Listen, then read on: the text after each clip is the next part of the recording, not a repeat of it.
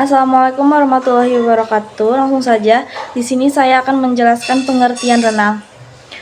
Renang adalah olahraga menggerakkan tubuh di dalam air dengan mengendalikan tenaga dari lengan, kaki, dan pengaturan napas. Tujuannya bisa untuk mereaksikan olahraga, penyelamat, maupun lomba.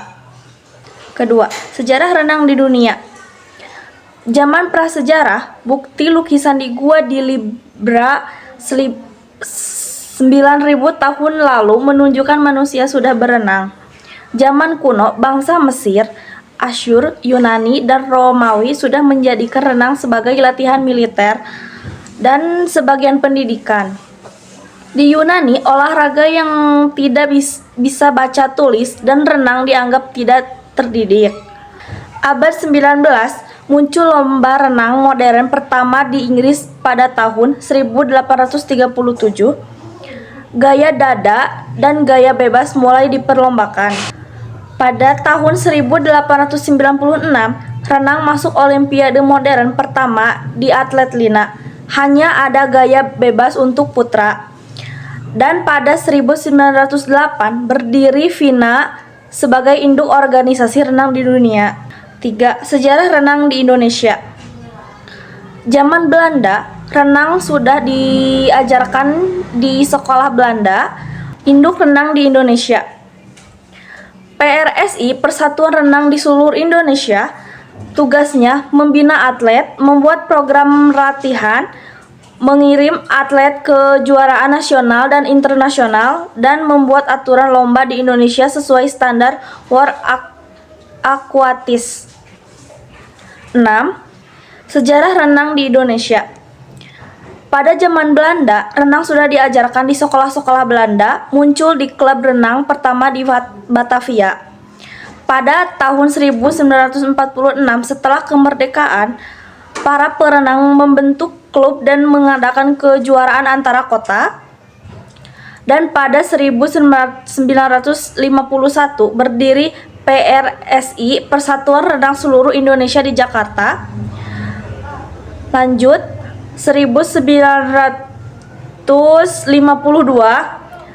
PRSI resmi jadi anggota FINA di Indonesia, pertama kali ikut Olimpiade Helsinki. Kedua, gaya dada. Gerakan dengan lengan kaki seperti katak simetris. 3. Gaya punggung. Posisi terlentang, lengan mengayunkan bergantian.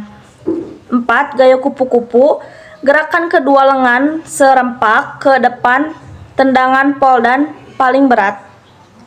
7. Manfaat renang. 1. Melatih seluruh otot tubuh. 2. Meningkatkan kapasitas jantung dan paru-paru. 3. Membakar kalori dan bagus untuk diet. 4. Memperbaiki postur tubuh. 8. Perlengkapan yang dipakai. Pertama, baju renang. Pria pakai celana renang, wanita pakai on-face. Bahan harus elastis dan tidak menyerap air.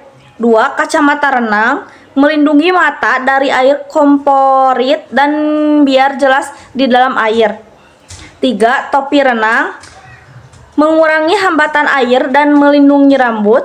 4. Penutup telinga, opsional untuk mencegah air masuk.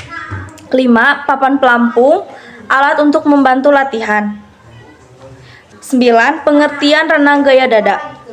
Gaya dada adalah gaya renang dengan posisi badan terlengkup dan gerakan lengan serta kaki dilakukan secara bersamaan dan simetris, mirip gerakan katak, disebut juga breaststroke.